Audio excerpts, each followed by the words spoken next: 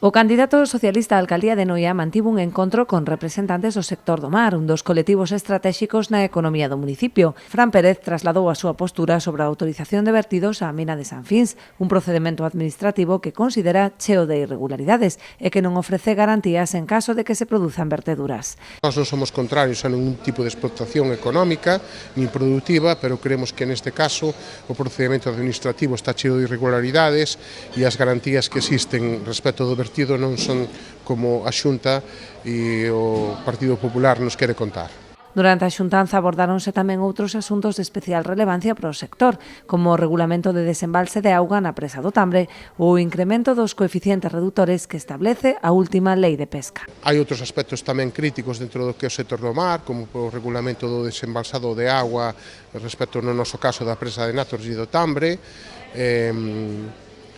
os coeficientes reductivos que se aprobaron na última lei de pesca que incrementan o coeficiente reductivo para poder xubilarse antes as mariscadoras e o recoñecemento das redeiras como que non tiñan aplicado este coeficiente, que ora entran co mesmo coeficiente, o que lle vai a supoñer poderse xubilar con anos de anticipación nun sector que ademais